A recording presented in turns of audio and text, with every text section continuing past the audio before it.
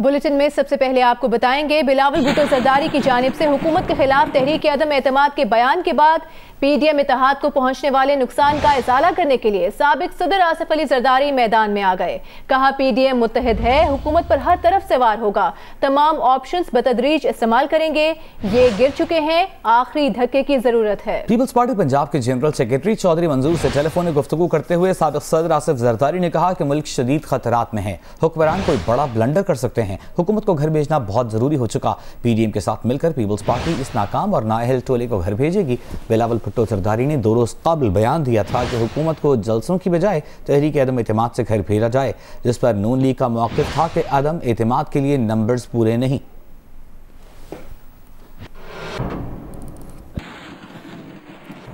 दूसरी जानब वज़ीर ख़ारिजा शाह महमूद कुरैशी ने ऑपोजिशन इत्तेहाद टूटने की पेशगोई कर दी है। मुल्तान में गुफ्तगू करते हुए शाह महमूद कुरैशी ने कहा कि पीडीएम कुछ मसलहतों के तहत यकजा गैर फितरी इत्तेहाद है, जल्द बिखर जाएगा। पहले इस्तीफों का ऐलान किया, फिर लॉन्ग मार्च का, और अब तहरीक अदम एतमाद की बात कर रहे हैं। विफाकी वज़ीर दाखिला शेख रशीद ने कहा है कि बिलावल तहरीक अदम एतमाद एक बार नहीं 100 बार लाएं। सेनेट में इनके 66 अरकान थे, 11 को नजर लग गई, वो गायब हो गए थे। रावलपिंडी में खिताब करते हुए उन्होंने कहा कि ऑपोजिशन लॉन्ग मार्च की तारीख बताए, कोई रुकावट नहीं डालेंगे, आपका इस्तकबाल करेंगे। उधर मुस्लिम लीग नून के रहनुमा परवेज रशीद ने कहा है कि वज़ीर दिफा और वज़ीर दाखिला ने जिस उजलत में इमरान खान के खिलाफ अदम एतमाद की तजवीज़ की हिमायत की है, उससे तो यही तस्वीर सामने आती है कि अपनी ही काबीना के अरकान भी अपने सिलेक्टेड वज़ीर आज़म की रुसवाई और बेबसी के तमाशाई बनने की हद तक तो ज़रूर बेताब हैं।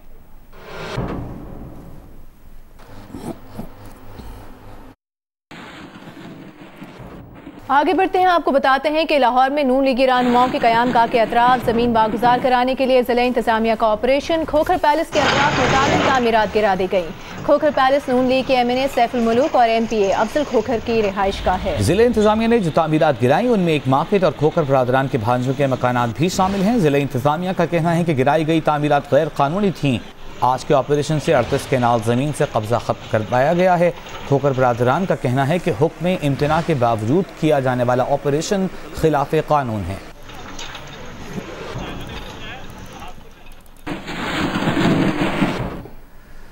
मुस्लिम लीग नून की रहनुमा मरियम नवाज ने कहा है कि खोखर बरादरान पार्टी का बहुत बड़ा सरमाया है। उन्होंने जुल्म इंतकाम का सामना किया, मगर ना तो पीछे हटे और ना ही नवाज शरीफ से बेवफाई की। उन्होंने कहा शाबाश। सोशल मीडिया पर अपने बयान में मरियम नवाज ने कहा कि बनी गाला के नाजायज महल को कानूनी बनाने के लिए एक कानून और मुखालिफिन के लिए दूसरा कानून, जिसके शर से ऑपोजिशन के घर महफूज नहीं। मरियम नवाज ने यह भी कहा कि जुल्म जब हद से बढ़ता है तो मिट जाता है, हर जुल्म का हिसाब होगा।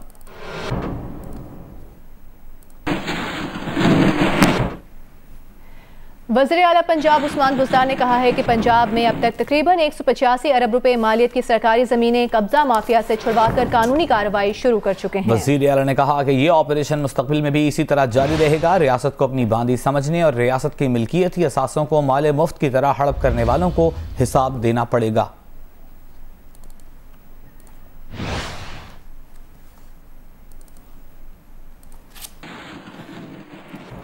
मुस्लिम लीग नून ने खोखर पैलेस के अतराफ ज़िले इंतजामिया के ऑपरेशन को गुंडागर्दी और बदमाशी करार दे दिया। रहनुमा नून लीग ख्वाजा साद रफीक ने कहा कि झूठ बोला जा रहा है कि ये अराजी खोखर बरादरान की नहीं है। उन्होंने हुक्म इम्तना के बावजूद तहम्मुल का मुजाहिरा किया, वरना खोखर बरादरान हज़ारों अफराद तो नून लीग की मदद के बगैर खुद जमा कर सकते थे। हुक्मरान इन कार्रवाइयों से मुस्लिम लीग नून या नवाज शरीफ को नुकसान नहीं पहुँचा सकते।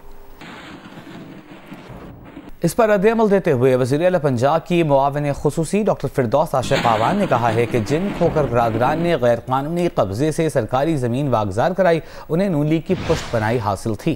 खोखर बरादरान वो गैंग है जो जाली राजकुमारी को 50-50 लाख के पर्स और शाही खानदान को गाड़ियां और घर तक तोहफे में देते थे। इन लोगों ने रियासती अमला को गिद्ध बनकर नोचा। आज 50 लैंड ग्रैबर्स की फहरिस्त जारी की जाएगी, जिसमें मियाँ जावेद लतीफ़ और खुरम दस्तगीर के वालिद का नाम सरे फहरिस्त है। सिक्योरिटी फोर्सेस ने शिमाली वजीरिस्तान के इलाकों मीर अली और खैसोर में ऑपरेशन किया। ISPR के मुताबिक खुफिया इतलात पर ऑपरेशंस में 5 दहशतगर्द मारे गए। हलाक दहशतगर्दों में कमांडर सैयद रहीम और सैफुल्लाह नूर भी शामिल हैं। सैयद रहीम 2007 से अब तक सिक्योरिटी फोर्सेस पर 17 दहशतगर्द हमलों में मुलविस रहा। वो वाना और मीर अली में 2 खुदकुश मराकज़ का इंचार्ज था। ISPR के मुताबिक मुल्क दुश्मन एजेंसी ने सैयद रहीम को टारगेट किलिंग और दहशतगर्दों की भर्ती का टास्क दिया था। दहशतगर्द सैयद रहीम मीर अली में 4 कबायली अमायदीन के कत्ल में मुलविस था। वो शिमाली वजीरिस्तान में एक कंपनी के 3 इंजीनियर्स के कत्ल में भी मुलविस था। दहशतगर्द कमांडर सैफुल्लाह नूर खैसोर में सिक्योरिटी फोर्सेस पर हमलों में बराह रास्त मुलविस था।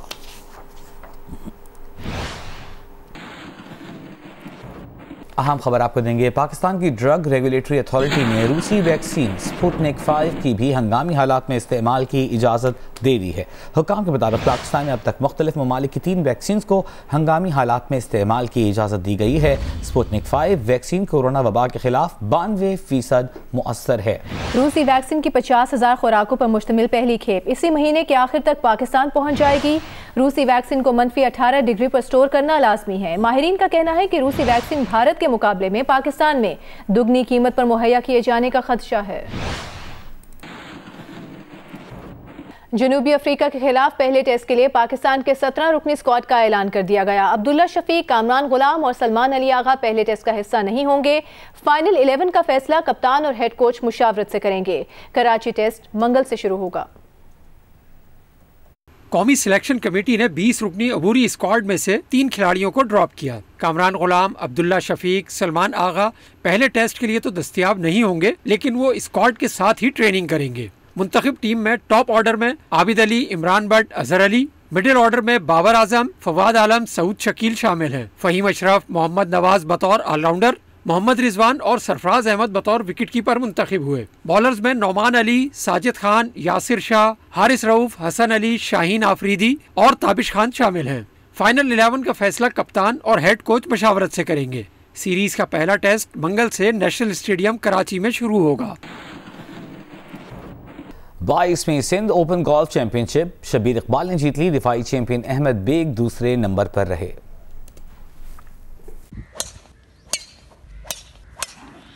कंट्री एंड गोल्फ क्लब में गोल्फर्स ने दिलचस्प खेल का मुजाहरा किया। प्रोफेशनल गोल्फर शब्बीर इकबाल के शानदार खेल ने मैच को यकतरफा बना दिया। खेल के दूसरे राउंड से लीडिंग बोर्ड पर कब्जा जमाने वाले शब्बीर इकबाल ने फाइनल राउंड 201 के स्कोर पर खत्म किया।